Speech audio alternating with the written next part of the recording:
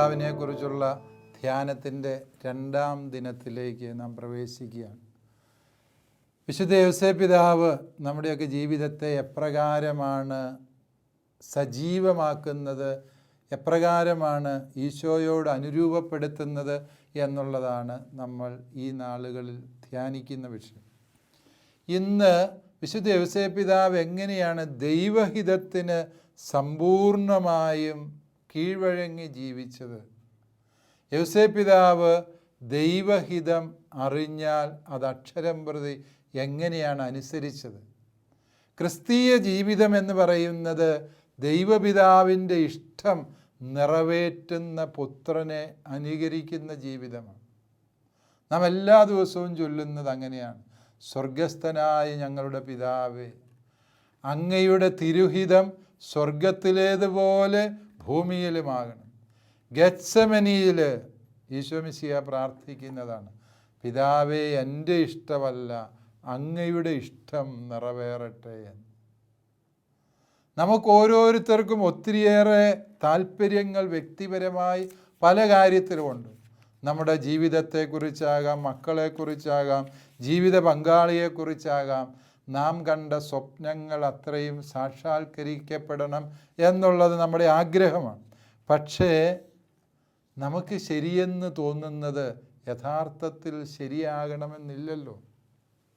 സുഭാഷിതങ്ങളുടെ പുസ്തകം 14-ാം അധ്യായം 12-ാമത്തെ തിരുവചനം ഇങ്ങനെയാണ്: ശരിയെന്ന് തോന്നുന്ന വഴി ചിലപ്പോൾ മരണത്തിലേക്ക് നയിക്കുന്നതാകാം. നമുക്ക് ശരിയെന്നും ഗുണകരമെന്നും പ്രയോജനപ്രദമെന്നും തോന്നുകയും അതിനുവേണ്ടി ആത്മാർത്ഥമായി ആഗ്രഹിക്കുകയും ചെയ്യുന്ന വഴികൾ നമ്മുടെ രക്ഷയ്ക്ക് പ്രയോജനപ്പെടാത്തതാകാം. അതുകൊണ്ടാണ് ദൈവം നാം ശരിയെന്ന് വിചാരിക്കുന്നതിൽ നിന്ന് മാറി നടക്കാൻ വഴിയൊരുക്കുന്നത്, അപ്രകാരമുള്ള സാഹചര്യങ്ങൾ നമ്മുടെ ജീവിതത്തിൽ അനുവദിക്കുന്നു. പരിശുദ്ധ പിതാവ് ഫ്രാൻസിസ് മാർപ്പാപ്പ പാത്രീസ് കോർദയിൽ വിശുദ്ധ യോസേപ്പ് പിതാവിൻ്റെ ഈ മനോഭാവത്തെ അവതരിപ്പിക്കുവാൻ വേണ്ടി എടുക്കുന്ന ഉദാഹരണം പൂർവ്വ യൗസേപ്പിനെ കുറിച്ചാണ്. പൂർവ്വ യൗസേപ്പ് എന്ന് പറഞ്ഞാൽ യാക്കോബിൻ്റെ 12 മക്കളിൽ 11-ാമനാണ്. അവന് അഴകും ആകാര ഭംഗിയും ഉണ്ടായിരുന്നതുകൊണ്ട്, അവൻ മാതാപിതാക്കൾക്ക് സ്നേഹഭാജനമായിരുന്നതുകൊണ്ട് ഇതര സഹോദരങ്ങൾക്ക്, പ്രത്യേകിച്ച് മൂത്ത 10 പേർക്കും അവനോട് ദേഷ്യമായി. അവരവനെ അകാരണമായി വെറുത്തു. അവൻ്റെ യഥാർത്ഥ സ്വപ്നങ്ങളൊക്കെ പങ്കുവെച്ചെന്നേ ഉള്ളൂ സഹോദരങ്ങളോട്. പക്ഷേ ആ സ്വപ്നങ്ങളുടെ പേരിൽ അവർ അവനെ വെറുത്ത കഥ ഉൽപ്പത്തി പുസ്തകത്തിൽ നാം വായിക്കുന്നു. ആ മനുഷ്യൻ വളരെയേറെ പീഡനങ്ങൾ സഹോദരങ്ങൾ മൂലം അനുഭവിച്ചു. എന്ന് മാത്രമല്ല, അവനെ അവർ മർദ്ദിച്ചു, അവശനാക്കി, അവൻ്റെ ഉടുതുണി വലിച്ചു കീറിയെടുത്തു, അവനെ അവർ പൊട്ടക്കിണറ്റിൽ തള്ളിയിട്ടു. ആ ബാലനെ അവിടെ നിന്ന് എഴുന്നേൽപ്പിച്ച് മിദിയാനിലേക്ക് പോയ കച്ചവടക്കാർക്ക് അടിമയായി വിറ്റ് പണം സ്വന്തമാക്കി. അവൻ്റെ ഉടുപ്പിൽ ആടിൻ്റെ ചോര തേച്ച് തങ്ങളുടെ അനിയനെ പുലി പിടിച്ച് എന്ന് അപ്പനെ വിശ്വസിപ്പിക്കുകയും ചെയ്തു. വലിയ ചതിയാണ് ആ സഹോദരങ്ങൾ ചെയ്തത്.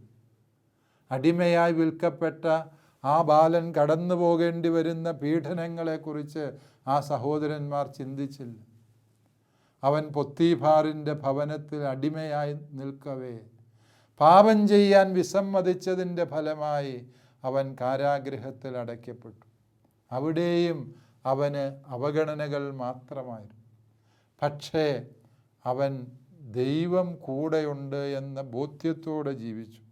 ഒരുപക്ഷെ ജോസഫിൻ്റെ കഥ, പൂർവ്വ യൗസേപ്പിൻ്റെ കഥ വായിക്കുമ്പോൾ ഓരോ അധ്യായത്തിലും ആവർത്തിച്ച് പറയുന്നൊരു വാക്യമുണ്ട്: ദൈവം ജോസഫിൻ്റെ കൂടെ ഉണ്ടായിരുന്നു. അതൊരു വലിയ ശക്തിയാണ്. ദൈവഹിതം നിറവേറ്റുക എന്ന് പറഞ്ഞാൽ ഏതോ കാലഘട്ടത്തിൽ ദൈവം പറഞ്ഞ ഒരു വാക്ക് അനുസരിക്കുക എന്നുള്ളതല്ല ദൈവഹിതം നിറവേറ്റുക. പൂർവ്വ യൗസേപ്പ് അവൻ അടിമയായി വിൽക്കപ്പെട്ടപ്പോൾ മിദിയാനിലെ കച്ചവടക്കാരുടെ കൂടെയായിരിക്കുമ്പോൾ, പൊത്തീഫാറിൻ്റെ ഭവനത്തിലായിരിക്കുമ്പോൾ, കാരാഗൃഹത്തിലായിരിക്കുമ്പോൾ, സർവത്ര അവഗണനകളെ നേരിടുമ്പോഴെല്ലാം ആ മനുഷ്യൻ തിരിച്ചറിയുക, ദൈവം തൻ്റെ കൂടെ ഉണ്ടായിരുന്നു. ദൈവഹിതം നിറവേറ്റുക എന്ന് പറഞ്ഞാൽ അതിൻ്റെ ഒന്നാമത്തെ അർത്ഥം ദൈവം നിരന്തരം നമ്മുടെ കൂടെയുണ്ട് എന്ന ബോധ്യം സ്വന്തമാക്കുക എന്ന്. അപ്രകാരം ദൈവഹിതം അനുസരിച്ച് ജീവിക്കണം എന്നുണ്ടെങ്കിൽ പ്രിയപ്പെട്ടവരെ, നമുക്ക് വേണ്ട ഒന്നാമത്തെ ബോധ്യം ഇതാണ്: ദൈവം നിരന്തരം കൂടെയുണ്ട്. നമ്മുടെ ജീവിതത്തിൽ ദൈവം അറിയാതെ, ദൈവം അനുവദിക്കാതെ, ദൈവത്തിൻ്റെ പദ്ധതിയുടെ ഭാഗമായിട്ടല്ലാതെ യാതൊന്നും സംഭവിക്കുന്നില്ല എന്ന ഉത്തമ ബോധ്യമാണ് ഒരുവനെ ദൈവഹിതാനുസൃതം ജീവിക്കുവാൻ പര്യാപ്തനാക്കുന്നത്. വിശുദ്ധ യോസേപ്പ് പിതാവിന് ഈ ഒരു വലിയ തിരിച്ചറിവുണ്ടായിരുന്നു എന്നാണ് പരിശുദ്ധ പിതാവ് ചൂണ്ടിക്കാണിക്കുന്നത്. ശരിയാണ്, യോസേപ്പ് പിതാവിനും ഒത്തിരി സ്വപ്നങ്ങളുണ്ടായിരുന്നു. മറിയം എന്ന കന്യകയുമായി അവൻ്റെ വിവാഹ നിശ്ചയം കഴിഞ്ഞിരിക്കവേ ഒരു ചെറുപ്പക്കാരന് വിവാഹത്തിലേക്ക് പ്രവേശിക്കുമ്പോഴുണ്ടാകുമായിരുന്ന എല്ലാ സ്വപ്നങ്ങളും അതിൻ്റെ സപ്തവർണ്ണങ്ങളിൽ കണ്ട ഒരു യുവാവായിരുന്നു യൗസേപ്പ് എന്ന് നമുക്കറിയാം. ഈ യൗസേപ്പ് അപ്രകാരം ഒരുപാട് സ്വപ്നങ്ങളുമായി കുടുംബജീവിതത്തിലേക്ക് കാലെടുത്ത് വയ്ക്കുമ്പോഴാണ് ദൈവം പറയുന്നത്, ഇതാ അവളിൽ, മറിയത്തിൽ പരിശുദ്ധാത്മാവ് ഒരു കുഞ്ഞിന് ജന്മം നൽകിയിരിക്കുന്നു. നീ നിത്യവിരക്ത ഭർത്താവായി കഴിയേണ്ടവനാണ്. തൻ്റെ സ്വപ്നങ്ങളിൽ അത്രയും കരിനിഴൽ വീണു. ഭാവിയെക്കുറിച്ച് താൻ കണ്ട പ്രതീക്ഷകളൊക്കെയും പാഴായി പോവുകയാണ്. പക്ഷേ യൗസേപ്പ് തിരിച്ചറിയുകയാണ്, സ്വപ്നത്തിൽ ദൈവം വന്നു പറഞ്ഞു. തൻ്റെ സ്വപ്നങ്ങൾക്കുമേൽ ദൈവത്തിൻ്റെ സ്വപ്നത്തെ കുടിയിരുത്തി എന്നുള്ളതാണ് യൗസേപ്പ് പിതാവിൻ്റെ ജീവിതത്തിൻ്റെ മഹത്വം. നാം എല്ലാം നമ്മുടേതായ സ്വപ്നങ്ങൾക്ക് പിന്നാലെ ഭ്രാന്ത് പിടിച്ച് നടക്കുകയാണ്. ആ സ്വപ്നങ്ങൾ സാക്ഷാത്കരിക്കുന്നത് വരെയും വിശ്രമമില്ല എന്ന മട്ടിലാണ് നമ്മുടെ ജീവിതം മുമ്പോട്ട് കൊണ്ടുപോവുക. എനിക്ക് ഇന്ന ജോലി നേടിയെടുക്കണം, അല്ലെങ്കിൽ എൻ്റെ മക്കൾ ഇന്ന സ്ഥാനത്തെത്തണം. മാതാപിതാക്കൾ ഈ ഒരു സ്വപ്നത്തിൻ്റെ സാക്ഷാത്കാരത്തിന് വേണ്ടി വ്യഗ്രതപ്പെടുകയാണ്. മക്കളുടെ ഇഷ്ടാനിഷ്ടങ്ങൾ പോലും മറന്ന് അവരവരുടെ സ്വപ്നത്തിൻ്റെ തടവറയിൽ കഴിയുകയാണ്. പക്ഷേ യൗസേപ്പ് എന്ന മനുഷ്യൻ തൻ്റെ കുടുംബജീവിതത്തെക്കുറിച്ച് കണ്ട സ്വപ്നങ്ങൾക്കുമേലെ ദൈവത്തിന് ഒരു സ്വപ്നമുണ്ട് എന്ന് തിരിച്ചറിഞ്ഞു. നാം ഓരോരുത്തരെയും കുറിച്ച് ദൈവത്തിനൊരു സ്വപ്നമുണ്ട് പ്രിയപ്പെട്ടവരെ, ദൈവത്തിനൊരു പദ്ധതിയുണ്ട്. അത് ആലോചന ചോദിക്കണം ദൈവത്തോട്. അതാണ് യൗസേപ്പ് പിതാവ് നമുക്ക് തരുന്ന ഈ ദൈവഹിതമനുസരിച്ചുള്ള ജീവിതത്തിൻ്റെ രണ്ടാമത്തെ പാഠം. ഞാൻ ആരായി തീരണമെന്ന് ഞാൻ മാത്രം വിചാരിച്ചാൽ പോരാ, ഞാൻ ആരായി തീരണമെന്നാണ് ദൈവം ആഗ്രഹിക്കുന്നത് എന്ന് പ്രിയപ്പെട്ടവരെ നമ്മൾ ഗൗരവമായി ചിന്തിക്കണം. ഒരു ചെറുപ്പക്കാരൻ പാസ്റ്ററൽ വിസിറ്റയ്ക്ക് പോയപ്പോൾ 11ാം ക്ലാസ്സിലെ 12ാം ക്ലാസ്സുകാരുടെ ഒരു കൂട്ടായ്മയോട് ഞാൻ സംസാരിച്ചപ്പോൾ അവരോട് നിങ്ങൾ ആരായി തീരണമെന്നാണ് നിങ്ങൾ ആഗ്രഹിക്കുന്നത് എന്ന് ചോദിച്ചപ്പോൾ അവരോരോരുത്തരും വലിയ വലിയ സ്ഥാനങ്ങൾ പങ്കുവച്ചു. ഞാൻ അവരോട് ചോദിച്ചു, നിങ്ങൾ ആരെങ്കിലും ദൈവത്തോട് ചോദിച്ചോ, ദൈവമേ ഞാൻ ആരായി തീരണമെന്നാണ് അങ്ങ് ആഗ്രഹിക്കുന്നത്? ആ ചെറുപ്പക്കാരെല്ലാം എന്നോട് പറഞ്ഞു, ഞങ്ങളത് ചോദിച്ചിട്ടില്ല. ചോദിക്കണം പ്രിയപ്പെട്ടവരെ. നാം ആരായി തീരണമെന്നാണ് ദൈവം ആഗ്രഹിക്കുന്നത്. എൻ്റെ സ്വപ്നങ്ങൾ മാത്രം സാക്ഷാത്കരിക്കാൻ വ്യഗ്രതപ്പെടരുത്. എൻ്റെ സ്വപ്നങ്ങൾക്ക് മുകളിൽ എന്നെക്കാളും എന്നെ സ്നേഹിക്കുന്ന എൻ്റെ ദൈവമായ കർത്താവിനൊരു സ്വപ്നമുണ്ട്. ആ സ്വപ്നത്തെ സാക്ഷാത്കരിക്കാൻ വിശുദ്ധ യൗസേപ്പ് പിതാവ് നമ്മളെ വെല്ലുവിളിക്കുകയാണ്. യൗസേപ്പ് പിതാവ് നമ്മുടെ മുമ്പിൽ ഉയർത്തുന്ന ഒരു വലിയ വെല്ലുവിളിയാണ്. നമ്മുടെ സ്വപ്നങ്ങൾക്ക് മുകളിൽ ദൈവത്തിൻ്റെ സ്വപ്നത്തെ കുടിയിരുത്താനുള്ള വിളി. പൂർവ്വ യൗസേപ്പും അങ്ങനെ ചെയ്തു. സഹോദരങ്ങൾ തങ്ങളെ ഉപദ്രവിച്ചു. അവസാനം ഇതെല്ലാം ദൈവത്തിൻ്റെ പദ്ധതിയാണ് എന്ന മനുഷ്യന് ഉറച്ച വിശ്വാസമുണ്ടായിരുന്നു. ആ വിശ്വാസം പതിറ്റാണ്ടുകൾ പിന്നിട്ടപ്പോൾ പൂർവ്വ യൗസേപ്പ് ഈജിപ്തിൻ്റെ ഭരണാധികാരിയായി തീർന്നു എന്ന് വിശുദ്ധ ബൈബിളിൽ നാം വായിക്കുന്നു. ആ സമയത്താണ് സഹോദരങ്ങൾ യൗസേപ്പിനെ കാണുവാനായി ചെല്ലുന്നത്. തങ്ങളുടെ നാട്ടിലെ ക്ഷാമത്തിൽ ധാന്യം മേടിക്കുവാൻ ചെന്നപ്പോൾ അവരെ ഈ അനിയൻ തിരിച്ചറിഞ്ഞു. രാജാവിൻ്റെ ആടയാഭരണങ്ങളും അലങ്കാരങ്ങളുമായി കഴിഞ്ഞ പൂർവ്വ യൗസേപ്പിനെ സഹോദരങ്ങൾ തിരിച്ചറിഞ്ഞില്ല. പക്ഷേ അവൻ തിരിച്ചറിഞ്ഞു, ഈ ഗതികേടുമായി തൻ്റെ മുമ്പിൽ വന്നു നിൽക്കുന്നത് തന്നെ വിറ്റ സഹോദരന്മാരാണ്. 30 വെള്ളി നാണയം മേടിച്ച് തന്നെ വിറ്റ യൂദാസുമാരാണ് ഈ വന്നു നിൽക്കുന്നത്. തൻ്റെ ജീവിതത്തെ ദുരിതപൂർണമാക്കിയവന്മാരാണ് ഈ വന്നു നിൽക്കുന്നത്. ഒരൊറ്റ കൽപ്പന കൊണ്ട് അവരുടെ ശിരസറക്കാൻ കഴിവുള്ള ജോസഫ് പക്ഷേ ചെയ്തതെന്താണ്? ദൈവത്തിൻ്റെ പദ്ധതി ഇതിൻ്റെ പിന്നിലുണ്ട് എന്നവൻ തിരിച്ചറിയുകയും ദൈവപരിപാലനയോർത്ത് അവൻ്റെ കണ്ണുകൾ നിറയുകയും ചെയ്തു എന്നാണ് വചനം പറയുക. അതായത് ജോസഫ് ഈ സഹോദരന്മാരോട് കാര്യം വെളിപ്പെടുത്തിയ ശേഷം അവർ ഭയചകിതരായപ്പോൾ അവരോട് പറഞ്ഞതെന്താണ്? നമ്മളുടെ കുടുംബത്തിൻ്റെ സുരക്ഷിതത്വത്തിന് വേണ്ടി ദൈവമായ കർത്താവ് നിങ്ങൾക്ക് മുൻപേ എന്നെ ഈജിപ്തിലേക്ക് അയച്ചതാണ്. അതിന് നിങ്ങൾ നിമിത്തങ്ങളായി എന്ന് മാത്രമേ ഉള്ളൂ. പ്രിയപ്പെട്ടവരെ, ഫ്രാൻസിസ് മാർപ്പാപ്പ ഒരു വലിയ നിർവചനം യൗസേപ്പിൻ്റെ ആധ്യാത്മികതയ്ക്ക് പറഞ്ഞു തരികയാണ്. തടസ്സങ്ങളെ, പ്രതിസന്ധികളെ, സഹനങ്ങളെ, സങ്കടങ്ങളെ ഇനിമേൽ നാം വായിച്ചറിയേണ്ടത് അവയെ തടസ്സങ്ങളായിട്ടല്ല, മറിച്ച് നമ്മുടെ ജീവിതത്തിലേക്ക് കൃപ വർഷിക്കാൻ ദൈവമൊരുക്കുന്ന കൃപയുടെ ഉറവിടങ്ങളായിട്ട് അവയെ മനസ്സിലാക്കണം എന്നതാണ്.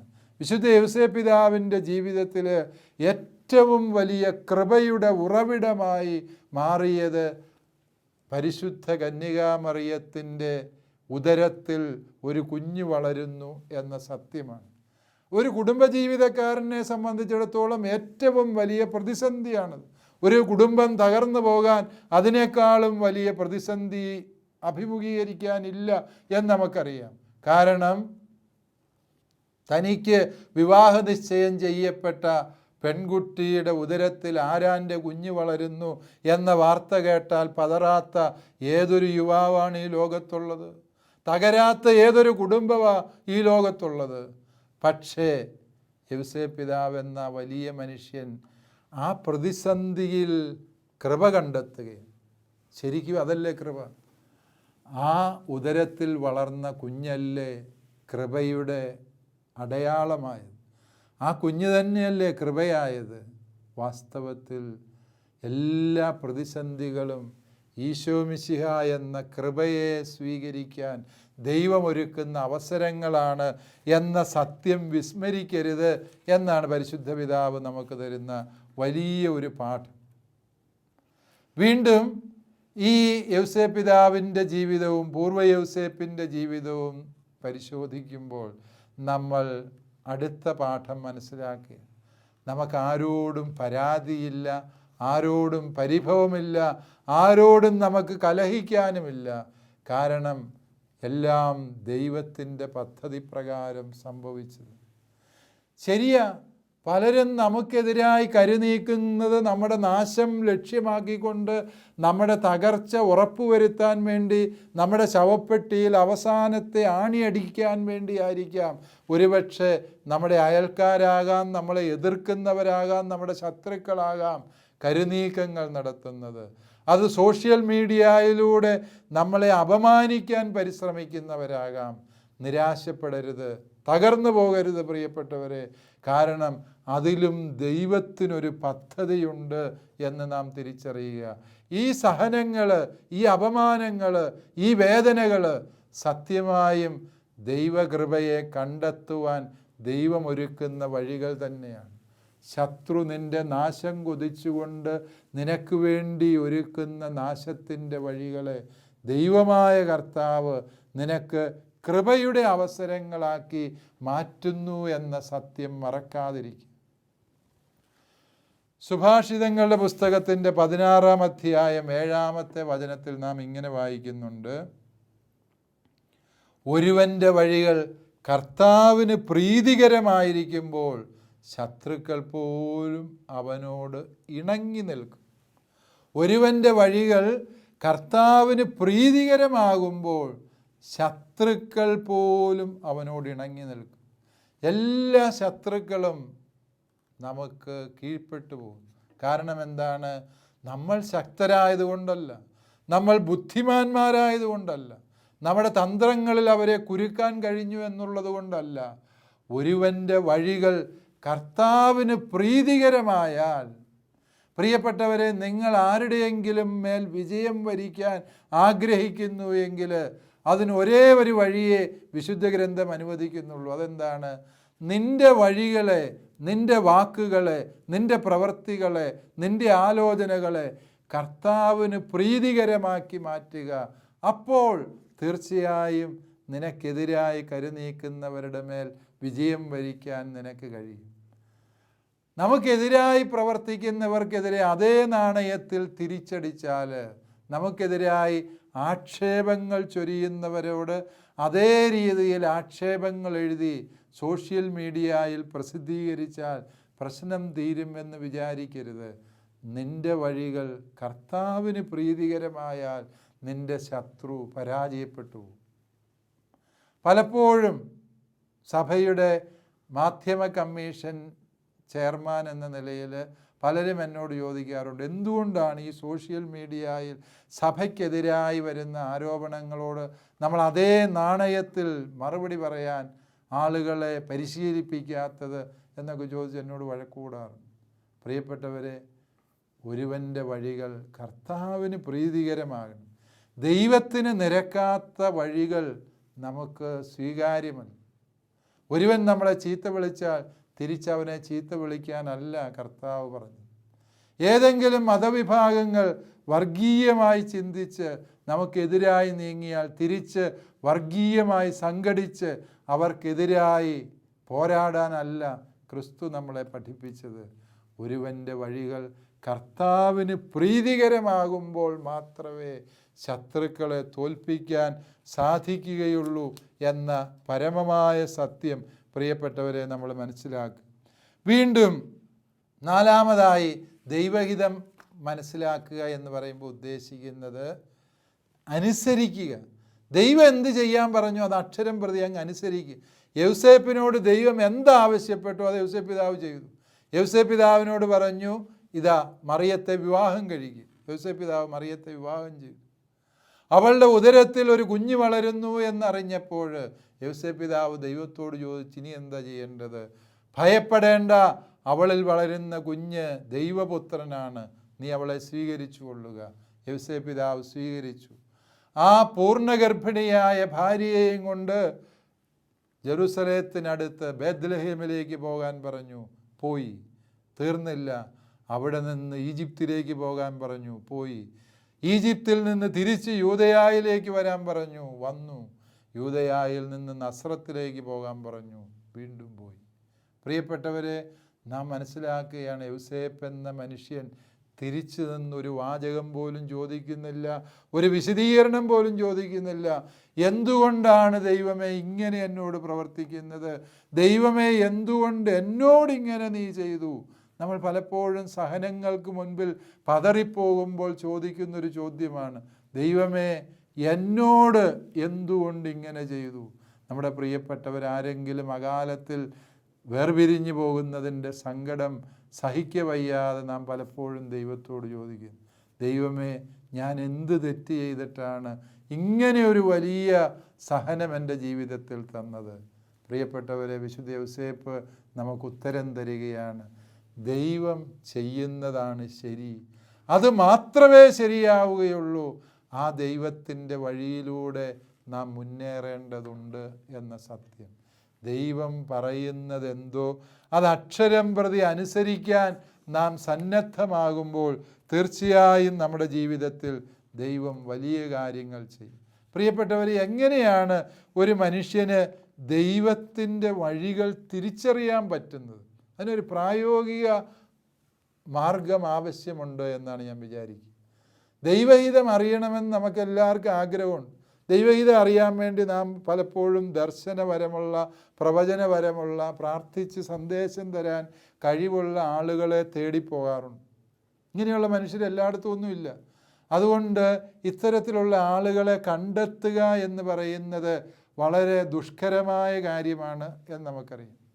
പക്ഷേ ഓർക്കുക, ഈ ദൈവഹിതം തിരിച്ചറിയാൻ ചില അടിസ്ഥാനപരമായ മാർഗങ്ങൾ നമ്മൾക്ക് സഭാമാതാവ് പറഞ്ഞു തരുന്നു.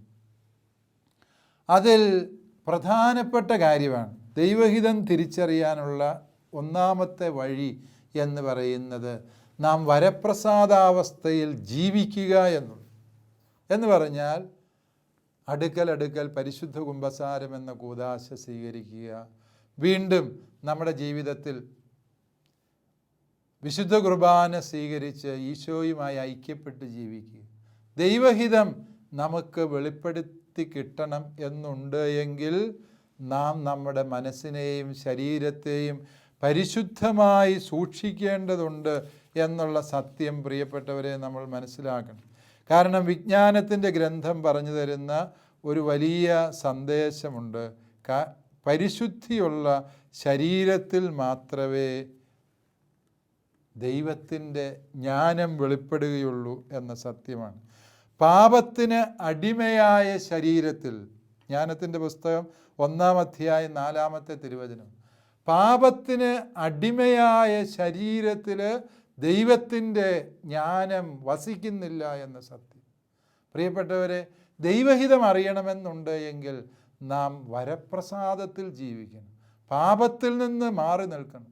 എല്ലാത്തരം തിന്മകളിലും ആവേശത്തോടെ മുഴുകി ജഡത്തിൻ്റെ മോഹങ്ങൾക്ക് വിധേയമായി ജീവിച്ച ശേഷം ദൈവഹിതം വെളിപ്പെട്ട് കിട്ടണം എന്ന് പറഞ്ഞ് നടക്കിയാൽ. അതുകൊണ്ട് ഒന്നാമതായി നാം ചെയ്യേണ്ടത് വരപ്രസാദാവസ്ഥയിൽ ജീവിക്കുക. 2 ആഴ്ചയിൽ ഒരിക്കൽ വിശുദ്ധ കുമ്പസാരം എന്ന കൂദാശ സ്വീകരിച്ച് നമ്മൾ പരിശുദ്ധ കുർബാനയിലെ ഈശോയെ ഹൃദയത്തിൽ സ്വീകരിച്ച് ജീവിക്കുക. അപ്പോൾ വരപ്രസാദാവസ്ഥയിലാണ് നാം എന്താണ് ചെയ്യേണ്ടത്, എതിലെയാണ് നീങ്ങേണ്ടത്, ഏതാണ് ശരിയായ വഴിയെന്ന് ദൈവപിതാവ് നമുക്ക് ആ നിമിഷം തൻ്റെ പുത്രനിലൂടെ വെളിപ്പെടുത്തി തന്നുകൊണ്ടേയിരിക്കും. 2-ാമത്തെ വഴി എന്ന് പറയുന്നത് ഈ വിശുദ്ധ ഗ്രന്ഥമാണ്. ദൈവവചനം നമ്മൾ വായിക്കണം. തിരുവചനം ദൈവം നമ്മളോട് സംസാരിക്കുന്ന വേദിയാണ് എന്ന് തിരിച്ചറിയുക. ഓരോ വചനഭാഗവും വായിക്കുമ്പോൾ നാം അഭിമുഖീകരിക്കുന്ന പ്രതിസന്ധിക്ക് ദൈവമായ കർത്താവ് നമ്മളോട് ഉത്തരം തരുന്ന അനുഭവം സത്യമായും ഈ വചനത്തെ ആത്മാർത്ഥമായി സമീപിക്കുന്ന സകലർക്കും ലഭിക്കും എന്നുള്ളത് യാഥാർത്ഥ്യമാണ്. അതുകൊണ്ട് വചനം വായിക്കുക എന്നുള്ളത് പരമപ്രധാനമായ സത്യമാണ്. അതുപോലെ തന്നെ ദൈവഹിതം അറിയാനുള്ള മറ്റൊരു വഴി എന്ന് പറയുന്നത് നിങ്ങളുടെ ആത്മീയ പിതാക്കന്മാരോട് നിങ്ങളുടെ പ്രതിസന്ധികൾ ചർച്ച ചെയ്യുക. അതെപ്പോഴാണ് അതിനുള്ള അവസരമെന്ന് ചോദിച്ചാൽ, ഏതെങ്കിലും ഒരു പ്രതിസന്ധിക്ക് ദൈവഹിതപ്രകാരമുള്ളൊരു ഉത്തരം അറിയാൻ പ്രത്യേകിച്ച് ആത്മീയ പിതാക്കന്മാരെ ഒന്നും കാണാൻ സമയമില്ലാത്തവർ വിശുദ്ധ കുമ്പസാരത്തിൻ്റെ സമയത്ത് ഇങ്ങനെ ഒരു പ്രതിസന്ധി എന്നെ അലട്ടുന്നുണ്ട് എന്ന് പറഞ്ഞ് കുമ്പസാരക്കാരനോട് നിങ്ങൾക്ക് ആലോചന ചോദിക്കാവുന്നതാണ്. ആ കൗദാശിക നിമിഷത്തിൽ കിട്ടുന്ന ഉത്തരം തീർച്ചയായും ദൈവഹിതപ്രകാരമുള്ള ഉത്തരമാണ് എന്ന് മനസ്സിലാക്കി നിങ്ങൾക്ക് സ്വീകരിക്കാവുന്നതാണ്. അവസാനമായി ദൈവഹിതം അറിയണമെങ്കിൽ ശാന്തമായിരുന്ന് അല്പസമയമെങ്കിലും എല്ലാ ദിവസവും ദൈവത്തോട് വ്യക്തിപരമായി പ്രാർത്ഥിക്കാൻ സമയം കണ്ടെത്തും. ഒരു അരമണിക്കൂർ സമയം എല്ലാ ദിവസവും വ്യക്തിപരമായി ദൈവത്തിനു മുമ്പിൽ നിശബ്ദമായി പ്രാർത്ഥിക്കാൻ നിങ്ങൾ പഠിച്ചുവെങ്കിൽ തീർച്ചയായും നിങ്ങൾക്ക് ദൈവഹിതം വെളിപ്പെട്ട് കിട്ടാൻ ഒരുപാട് ബുദ്ധിമുട്ടേണ്ടി വരിക. പ്രിയപ്പെട്ടവരെ, ദൈവത്തിന് നമ്മളോട് സംസാരിക്കാൻ സാധിക്കും. ദൈവഹിതം അറിയാൻ നമുക്ക് ദൈവം വരം തന്നിട്ടുണ്ട്. അതിനുവേണ്ടി ദർശനവരമുള്ളവരെ തേടി ഓടേണ്ട കാര്യമില്ല. വിശുദ്ധ യോസേപ്പ് പിതാവ് എല്ലാ രാത്രിയിലും ദൈവഹിതം സ്വപ്നം കണ്ടുണർന്നുവെങ്കിൽ സമാനമായ ഉണർവുകൾ വെളിപ്പെടലുകൾ നമ്മുടെയും ജീവിതത്തിൽ സംഭവിക്കും. ദൈവഹിതം നിറവേറ്റാനുള്ള ആഗ്രഹം നമ്മുടെ മനസ്സിലുണ്ടായാൽ മതി. ദൈവഹിതപ്രകാരമേ ഞാൻ ജീവിക്കുകയുള്ളൂ എന്ന ഉറച്ച തീരുമാനം ഇന്നേ ദിനത്തിൻ്റെ സൽക്രിയയായി തിരഞ്ഞെടുത്തുകൊണ്ട് നമുക്ക് വിശുദ്ധ ഔസേപ്പ് പിതാവിൻ്റെ മാധ്യസ്ഥം തേടി പ്രാർത്ഥിക്കാം.